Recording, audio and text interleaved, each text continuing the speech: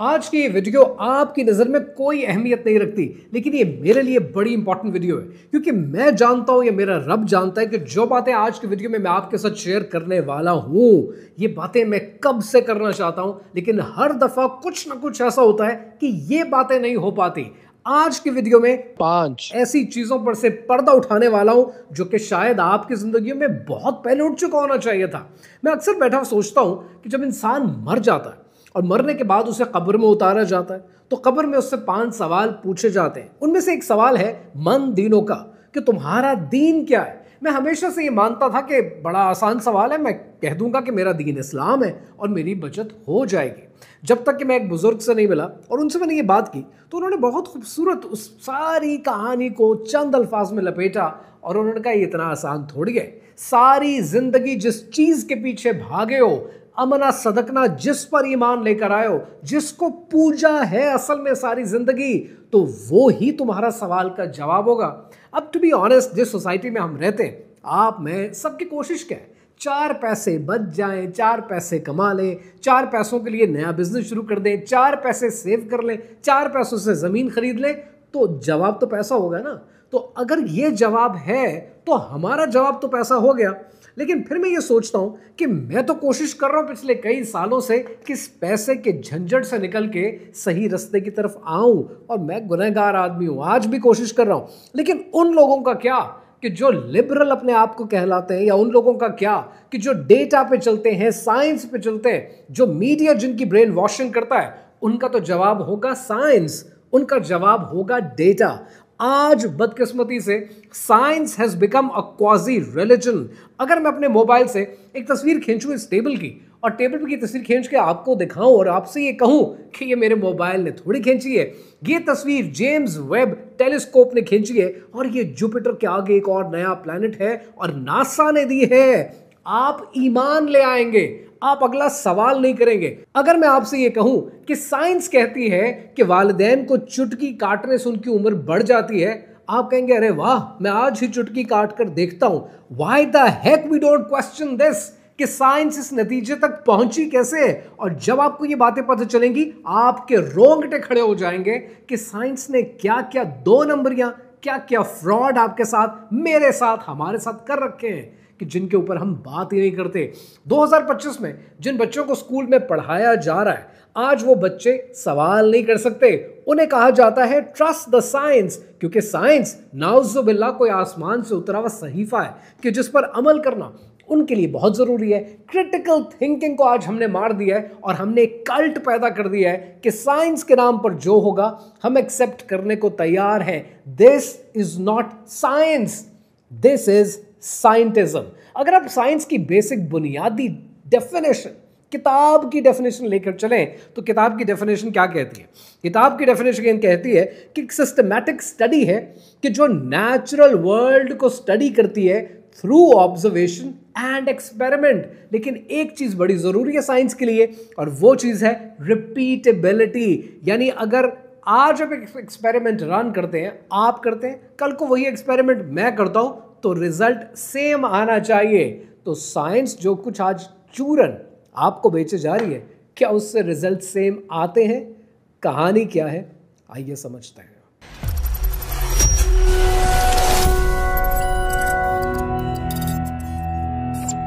कहानी शुरू होती है सन 500 BCE में कि जब पाइथागोरस ने दुनिया को थ्योरम्स दिए और कहा कि ऑल इज नंबर। दुनिया में किसी भी चीज को साबित करना है तो वो नंबर से साबित कर सकते हैं, और अगर नंबर से साबित नहीं कर सकते तो वो चीज तो दुनिया में एग्जिस्ट ही नहीं करती। बात आई गई हो गई, लेकिन उसके 1000 साल के बाद फ्री मेसन्स ने इस कॉन्सेप्ट को पिक किया। उन्होंने सेक्रेड ज्योमेट्री अपने पास रखी और दुनिया को साइंटिज्म दे दिया। सन 1800 के अंदर ऑगस्टे कॉम्टे ने पॉजिटिविज्म का आगाज किया कि जो कुछ है वेरीफाइबल, अगर वो डेटा से, साइंस से वेरीफाई होता है तो वही सच है, बाकी सब झूठ है।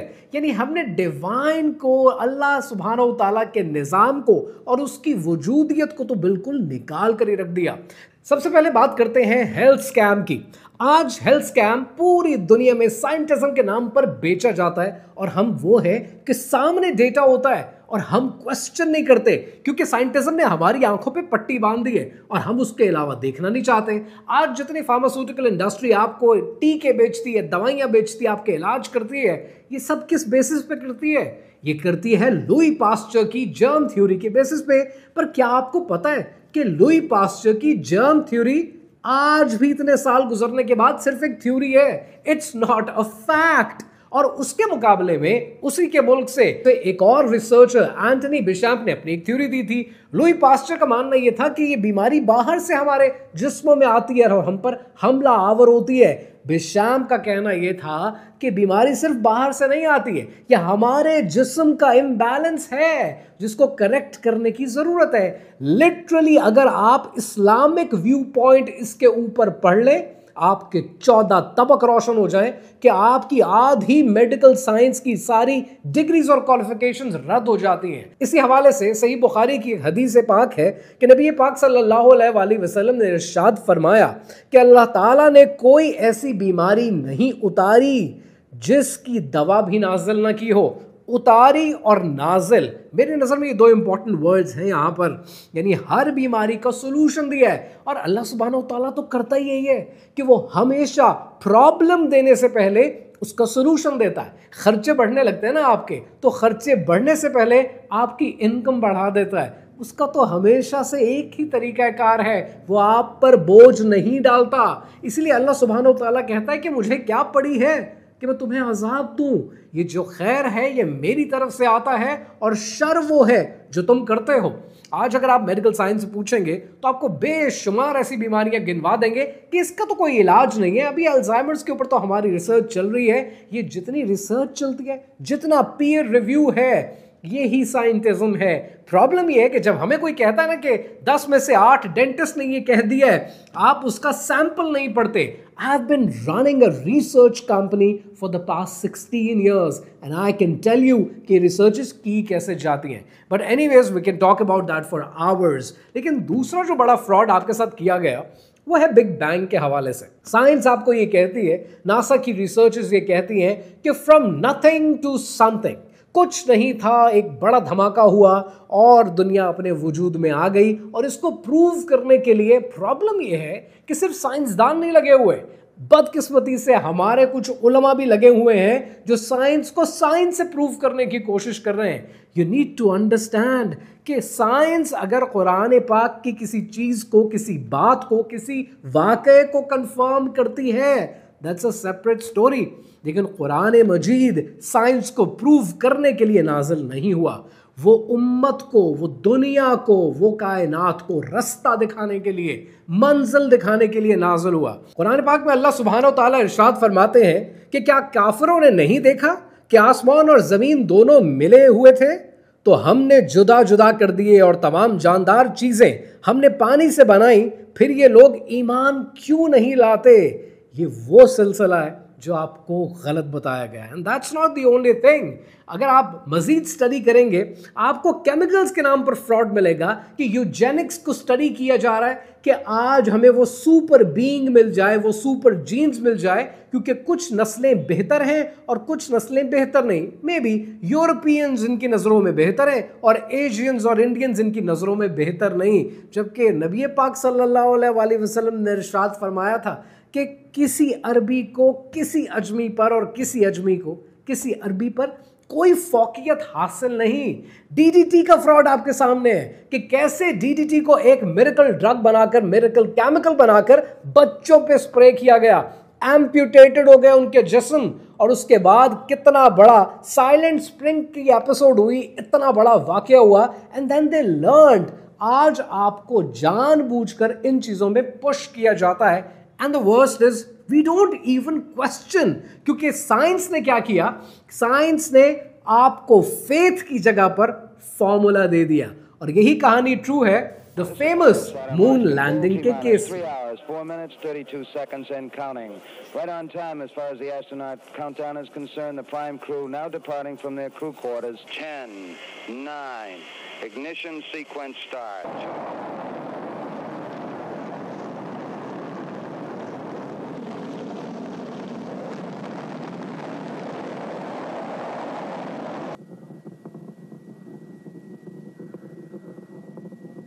Now step off the limb.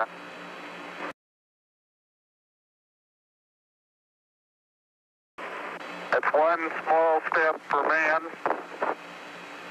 The famous moon landing के केस में खुद इनके अपने साइंसदान आज अनडिनाइबल एविडेंसेस देते हैं, गैप्स की एविडेंसेस, फ्लैग की एविडेंसेस, शैडो की। There are so many things that have gone wrong, क्योंकि आज दुनिया ये जान चुकी है कि आप कैसे एक साइंस को कल्ट बना देते हैं, कैसे उसको रिपीटेबल नहीं रखते, कैसे एक आम आदमी की नज़रों से ओझल कर देते हैं। मेरा बड़ा सिंपल सा फॉर्मूला है। मेरा फॉर्मूला ये है कि आज अगर आप कहते हैं ना कि आप मून लैंडिंग करके आए हैं, मेरा सिंपल सा सवाल है, मुझे एक टेलीस्कोप दें ताकि मैं जूम इन करके आपका झंडा देख सकूं। Can I see that? नहीं। तो if I can not see that, that means कि साइंस की डेफिनेशन पे ये रिपीटेबल नहीं है और सेम रिजल्ट नहीं आएंगे कि कोई और आदमी उस पर अमल करे तो। सो दैट मीन्स कि जो आप बोल रहे हैं आप झूठ बोल रहे हैं।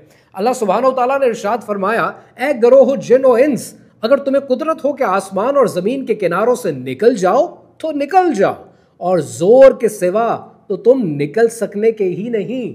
सो पॉइंट ये है कि आज जो आप एविडेंसेस पेश करते हैं उसको कल्ट बनाकर पेश करेंगे तो नतीजा यही निकलेगा।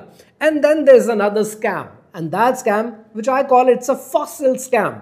आपको एक तस्वीर दिखाई जाती है, मेरे साथ ही बहुत होता है।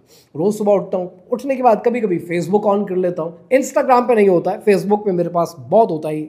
Every day when I turn it on, बैठा हूँगा लंच ब्रेक में देख रहा हूँगा, तो व्हेन आई सी इट, कहीं ना कहीं एक खबर जरूर होती है डेली बेसिस पे। 32 मिलियन साल पुराना एक ढांचा मिला है, 40,000 मिलियन साल पुरानी एक गेंद मिली है। क्रिएशनिस्ट्स खुद कहते हैं कि ये एक स्कैम है। रेडियो कार्बन की डेटिंग गलत बताई जाती है, दुनिया की तारीख और दुनिया की उम्र गलत रिपोर्ट की जाती है, लेकिन हम उसको 9 o'clock न्यूज में चलाते हैं कि 3 मिलियन साल पुरानी ट्यूबलाइट हमें मिल गई है, या 3 मिलियन साल पुराना मोबाइल फोन हमें मिल गया है, गेंद मिल गई है, जानवर मिल गया है। Who's gonna question these people? ये तो वही लोग थे जो 1970s में आपको कहते थे कि पेट्रोल बड़ा महंगा है, फ्यूल बहुत इंपॉर्टेंट है क्योंकि ये दुनिया से खत्म हो रहा है। ये रब के बनाए हुए निजाम के खिलाफ है कि नाउजुबिल्लाह रब ने ये दुनिया बना दी, लेकिन उस दुनिया को जो रिसोर्सेज चाहिए थे, नाउजुबिल्लाह रब की प्लानिंग में ये फुकदान है कि वो रिसोर्सेज नहीं बना पाया। हर चीज कम होती जा रही है, कोई चीज कमी में नहीं बनाई उसने, हर चीज एबंडेंस में दी है। लेकिन ये जंग है फेथ और फॉर्मूले की, यकीन की और साइंस पे चलने की। और यही मसला है कि जब आप रब को और रब के कॉन्सेप्ट को हर चीज से बाहर निकाल देते हैं तो जुदा हो दी सियासत से तो रह जाती है चंगेजी। किसी ने आसमान से नहीं उतरना है आपको नाउजुबिल्लाह काफिर करने के लिए।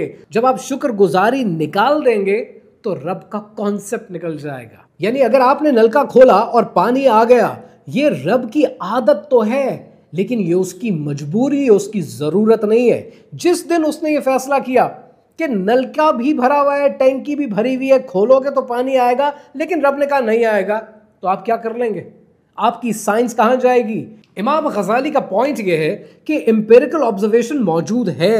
एम्पिरिकल ऑब्जर्वेशन के साथ साथ जो रब के बनाए हुए फॉर्मूला है, जो रब का बनाया हुआ सिस्टम है, वो रब की आदत है, लेकिन उसकी आदत उसकी मजबूरी नहीं है, उसकी आदत उसकी नेसेसिटी नहीं है। मैं नल खोलता हूं, पानी आ जाता है, ये रब की आदत है कि वो इस तरीके से मुझे पानी देता है। लेकिन जिस दिन रब ने ये फैसला कर दिया कि मैंने नलका खोला और पानी नहीं आया, उस दिन मैं क्या करूंगा? क्योंकि उसकी आदत उसकी मजबूरी नहीं है, वो जो चाहे फैसला कर सकता है। सो एम्पिरिकल ऑब्जर्वेशन अपनी जगह है, लेकिन रब की मशीयत और रब की मर्जी अपनी जगह है। लिहाजा अगर नल खुलता है और पानी आता है ना, ये इसलिए आता है क्योंकि मेरा रब चाहता है कि पानी आए। और ये चंद स्कैम्स नहीं, बेशुमार ऐसे स्कैम्स हैं। क्लाइमेट चेंज का होक्स मैं ऑलरेडी आपके साथ एक्सप्लेन कर चुका हूं। इसके अलावा न्यूट्रिशन स्कैम बड़ी तेजी से फैल रहा है। रिप्रोडक्टिव स्कैम के ऊपर बहुत बात की जानी चाहिए। I can talk about it for hours, लेकिन मेरी ख्वाहिश ये है कि आप मुझे कमेंट्स में बताएं कि you really want to explore these topics, क्योंकि ये वो सच है जो आपकी नस्लों तक जाना चाहिए। वरना आप हर चीज को साइंस ने कह दी है, 6 डॉक्टर्स ने कह दिया, 5 इंजीनियर्स ने कह दिया और आपने मान लिया। आपने तो उनकी स्टडी का सैंपल साइज चेक नहीं किया। जब चेक करेंगे तो पता चलेगा कि 4 लोगों के ऊपर रिसर्च की है और 24 करोड़ कौम पर लगा दी गई है। 6 लोगों का डेटा लिया गया और पूरी दुनिया के 8 अरब लोगों के ऊपर इंप्लीमेंट कर दिया गया डिडक्टिव और इंडक्टिव रीजनिंग के थ्रू। और यहीं पर आकर हम साइंस की बताई हुई हर बात को सच मान लेते हैं। लेकिन 100 बातों की एक बात, अगर तो साइंटिज्म के खिलाफ ये जंग लड़नी पड़ी तो let me tell you one thing, मैं अकेला ये जंग लड़ नहीं पाऊंगा, मुझे आपके साथ की जरूरत पड़ेगी। तो अगर आप ऐसा थॉट प्रोसेस रखते हैं, सोच रखते हैं, सामने आना चाहते हैं, हम मिलकर कंटेंट कर सकते हैं, हम मिलकर पॉडकास्ट कर सकते हैं, हम दुनिया को नई आगाही दे सकते हैं, we can do a lot. But ऐसे लोगों की जरूरत है कि जो इन चीजों पर बात करें और आवाम को, दुनिया को और रब्बे कायनात की मखलूक को सच बताने के लिए तैयार हो। इकबाल ने कहा था कि ये इल्म, ये हिकमत, ये सियासत, ये तिजारत, ये इल्म, ये हिकमत, ये सियासत, ये तिजारत, जो कुछ है वो है फिक्र मलूकाना की ईजाद।